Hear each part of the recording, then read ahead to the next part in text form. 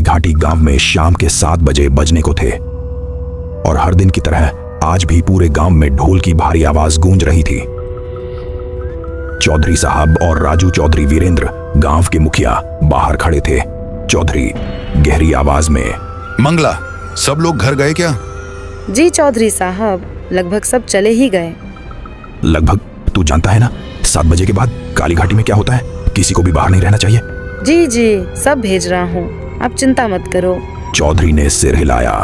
उनका बेटा राजू दौड़ता हुआ आया। पापा, 7 बजने वाले हैं, सब खिड़कियां बंद कर दूं? हाँ बेटा, सारे दरवाजे, खिड़कियां और पर्दे भी लगा देना। पर पर्दे क्यों? हमने तो दरवाजे बंद कर दिया ना। चौधरी रुक गए। उनकी आंखों में छुपा हुआ डर साफ दिख रहा था। पर्दे इसलिए लगाते हैं ताकि हम उन्हें देख न सकें, उनसे बात न करें, उनके बहकावे में न आए। क्या मम्मी भी उनके बहकावे में? चौधरी का चेहरा एकदम बदल गया। बस अभी कुछ मत पूछो, पहले पर्दे लगा दो, वो लोग किसी भी समय आ सकते हैं। वहीं दूसरी तरफ गांव के चौराहे पर नटवर काका की चाय की दुकान थी। एक बेपरवाह लड़का बंटू अभी भी चाय की जिद कर रहा था।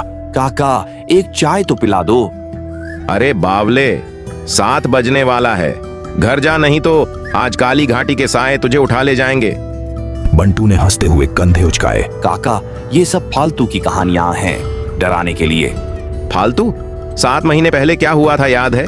इसी गांव के लोग गए थे जिनकी लाशें भी नहीं मिली। चलो काका, मैं चलता हूँ। लेकिन उसकी आंखों में थोड़ी घबराहट आ चुकी थी। घर के अंदर परछाइयां। राजू अभी खिड़कियों पर पर्दे लगा ही रहा था कि उसे लगा कोई बाहर खड़ा है। वह पास गया और जैसे ही पर्दा हटाया उसके हाथ कांप गए। राजू हिल गया। माँ, मम्मी। राजू बेटा, दरवाजा खोलो, मैं तुमसे मिलने आई नहीं बेटा। पर आप तो। मैं मरी नहीं, बस खो गई थी। आज बहुत मुश्किल से आई हूँ, दरवाजा खोल दो। पापा को बुलाता हूँ। राधा का चेहरा अचानक बदल गया। नहीं, पापा को मत बुलाओ, वो मुझे देख नहीं पाएंगे। जल्दी दरवाजा खोलो। राजू कांपते हुए दरवाजे की तरफ गया। उसने दरवाजा खोला, लेकिन सामने कोई नहीं था, सिर्फ ठंडी हवा और अंधेरा। मम्मी, कहाँ गई आप? तभी चौधरी जोर से बोले, राजू, दरवाजा क्यों खोला? चौधरी ने फौरन लाइट बंद कर दी।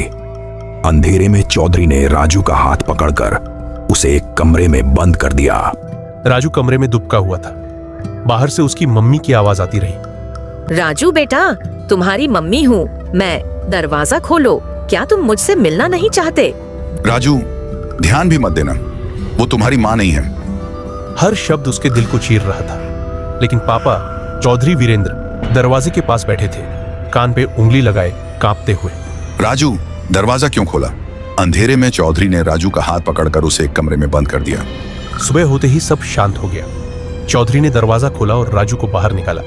पापा, अब तो सुबह है, अब तो मम्मी मिलेंगी ना? हाँ बेटा, चलो तुम्हें तुम्हारी मम्मी से मिलाता हूँ। राजू खुश होकर तेजी से बाहर आया, लेकिन बाहर कोई नहीं था। बाहर तो कोई नहीं? मतलब वो मम्मी थी ही नहीं? मैंने कहा था ना, वो कोई और थी। तुम्हारी माँ 7 महीने पहले मर चुकी है, और जो रात को आता है वो इंसान नहीं होता। चौधरी ने गहरी सांस ली। राजू के हाथ सुन्न पड़ गए। चौधरी राजू को गांव के बाहर ले गए, एक सूनी जगह पर। वहां एक टूटी फूटी पुरानी स्कूल बस खड़ी थी। राजू ने बस को पहचान लिया था। ये वही बस है ना जहां? हाँ, यहीं तुम्हारी माँ की मौत हुई। राजू की आंखें भर गईं। चौधरी ने बताना शुरू किया। उस दिन वो दोनों शहर से लौट रहे थे। रात हो चुकी थी। गांव के दरवाजे बंद थे। आसमान में डरावनी लाल रोशनी थी।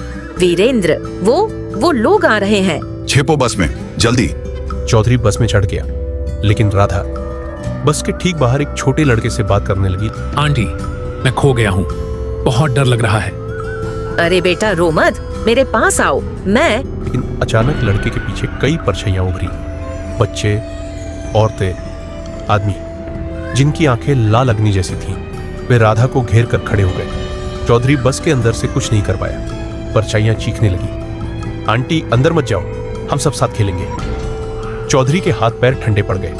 कुछ ही क्षणों में चीखे, खामोशी और बस सन्नाटा। सुबह हुई तो बस के बाहर राधा का कोई निशान नहीं था, पर गांव वालों ने तीसरे दिन बताया, राधा अब उनके साथ है। काली घाटी की नई बाशिंदा। कहानी सुनते सुनते राजू रो पड़ा। फिर एक सवाल राजू रोते हुए बोला, पापा अगर उस रात मम्मी मर गई तो आप कैसे बचे? चौधरी चुप हो गए। राजू का सवाल गहरा था। इसी बीच पीछे से आवाज आई, क्यों बचे थे तेरे पापा? ये मैं बताता हूं। राजू ने मुड़कर देखा। वो बंटू था। उसकी आंखों में कुछ था, जैसे वो कुछ बड़ा छुपा रहा हो। बंटू दोनों को अपने घर ले गया। दरवाजे पर रुद्राक्ष की एक बड़ी माला टंगी थी। राजू सन्न रह गया। अचानक बाहर से एक मधुर कोमल आवाज आई। बंटू मुस्कुराया। राजू डर से कांप गया। उसने पर्दा हटाकर देखा। राधा, वही चेहरा, वही आंखें, पर शरीर पर काली धुंध लिपटी हुई। राधा बोल रही थी, दरवाजा खोलो ना। आ गई? मैं रोज आती हूं ना तुमसे मिलने, आज तो दरवाजा खोल दो। बंटू दरवाजा खोलने लगा। राजू चीखा, बंटू मत खोलो, वो मेरी मम्मी नहीं है। बंटू भाई नहीं। दरवाजा खुला, लेकिन राधा अंदर नहीं आई। उसका चेहरा एकदम बदल गया। आंखें खून जैसी लाल। वह कुर्राई, अंदर नहीं आ सकती इस रुद्राक्ष की वजह से, लेकिन तुम बाहर तो आ सकते हो बंटू। अरे छोरी, पहले तू अंदर आ, फिर देखूंगा। राधा ने फुसफुसाते हुए कहा, बंटू बाहर आओ, हम सब इंतजार कर रहे हैं। बंटू राजू ने उसे पकड़ लिया। ये क्या है? यही राज है, रुद्राक्ष की माला। ये बाशिंदों को घर में घुसने नहीं देती। सच में? हाँ, जिस बस में तेरी माँ मरी उसी बस में ये माला टंगी थी, इसलिए तेरा बाप बच गया। राजू सन्न रह गया। अचानक बाहर से एक मधुर कोमल आवाज आई, दरवाजा खोलो ना। बंटू मुस्कुराया। आ गई। राजू डर से कांप गया। उसने पर्दा हटाकर देखा। राधा, वही चेहरा, वही आंखें, पर शरीर पर काली धुंध लिपटी हुई। राजू ने चीखते हुए कहा, बंटू मत खोलो, वो मेरी मम्मी नहीं है। मैं रोज आती हूं ना तुमसे मिलने, आज तो दरवाजा खोल दो। बंटू दरवाजा खोलने लगा। राजू चीखा, बंटू भाई नहीं। मुझे पता है, पर मैं देखना चाहता हूं कि ये माला कितना जोर लगाती है। दरवाजा खुला, लेकिन राधा अंदर नहीं आई। उसका चेहरा एकदम बदल गया। आंखें खून जैसी लाल।